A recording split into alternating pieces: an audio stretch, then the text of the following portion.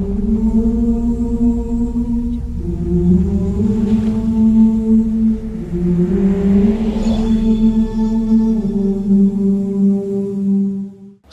علیکم ورحمۃ اللہ وبرکاتہ۔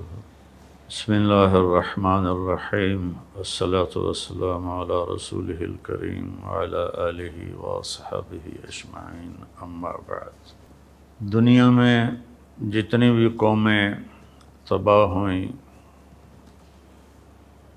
اس کا سبب ان کی معاشی تنگی، اسباب کی قلت یہ نہیں تھا۔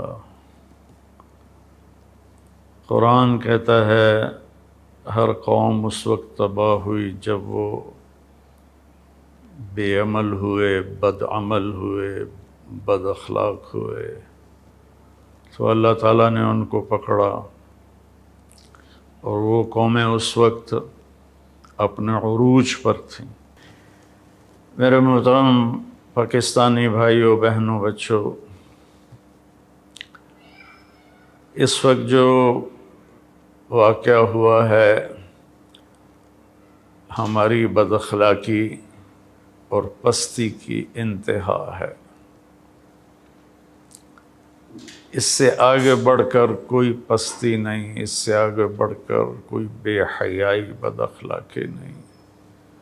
مجھے سمجھ میں نہیں آ رہا کہ میں اس کی مذمت کے لیے الفاظ کیا استعمال کروں، اور قوم کی اخلاقی پستی کے لیے کون سا نوحہ لکھوں، کون سا مرثیہ بیان کروں کہ ہم ہر لحاظ سے اخلاقی طور پر کتنے پست ہو چکے ہیں۔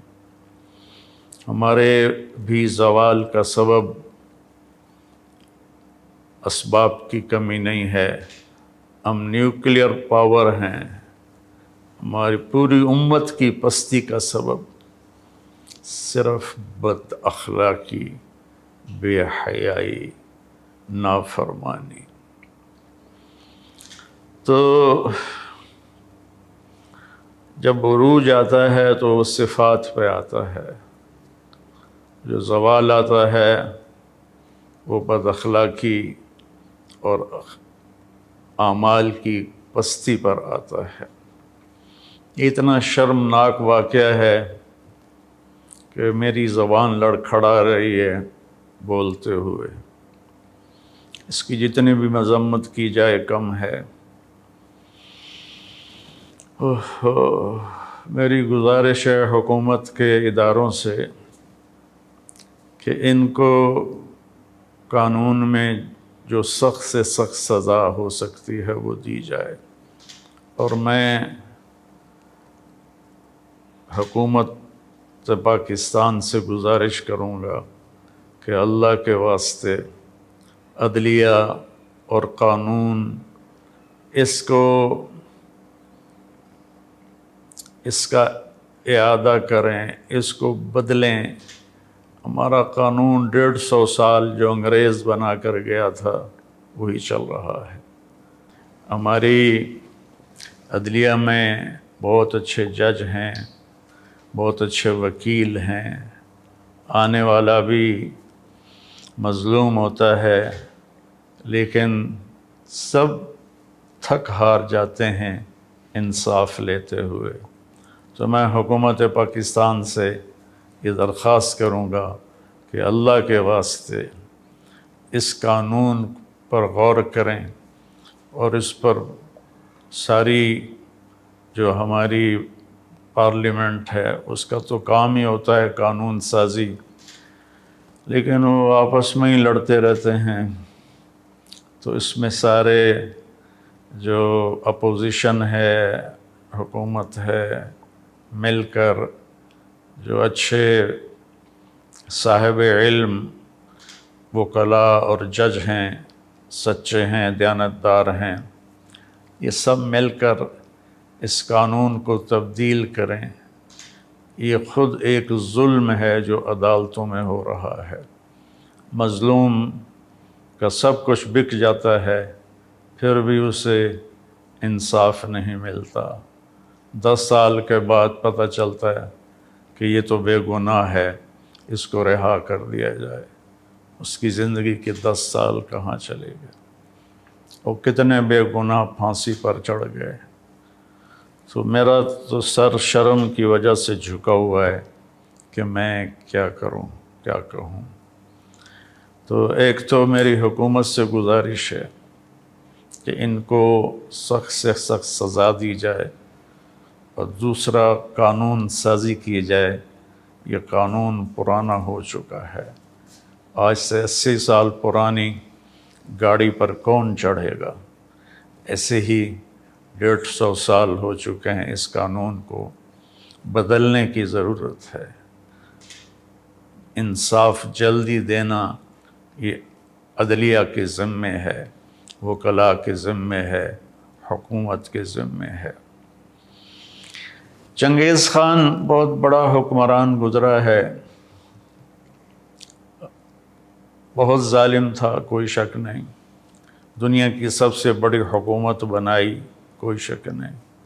دنیا کے 22% حصے پر اس کی حکمرانی قائم ہوئی۔ اس کا کوئی مذہب نہیں تھا، اس سورج کی پوجا کرتے تھے، لیکن اس کے قانون میں زنا کی سزا قتل تھی۔ کوئی زنا کرتا پکڑا جاتا، اس کی گردن اڑا دی جاتی تھی۔ چوری کرنے کی سزا بھی قتل تھی، جو چوری کرتا ہوا پکڑا جاتا اس کی گردن اڑا دی جاتی تھی۔ جھوٹ کی سزا بھی قتل تھی، جس کا جھوٹ ثابت ہو جاتا اس کی گردن اڑا دی جاتی تھی۔ تو ایک غیر مسلم نے اپنی قوم میں ایسا زبردست نظام بنایا۔ ہم تو ملت اسلام ہیں، اور یہ ایک واقعہ ہائی لائٹ ہو گیا۔ ایسے واقعات روزانہ ہو رہے ہیں، چائلڈ ابیوز بہت زیادہ، بچیوں کے اوپر زیادتی بہت زیادہ۔ یہ سامنے آ گیا اس لیے اس پر شور مچا، لیکن یہ واقعات تو روز ہو رہے ہیں۔ تو اللہ کے واسطے سب حکومت یہ نظام نہیں بنا سکتی کہ لوگ بدل جائیں، ہمیں اپنے آپ کو بدلنا ہوگا۔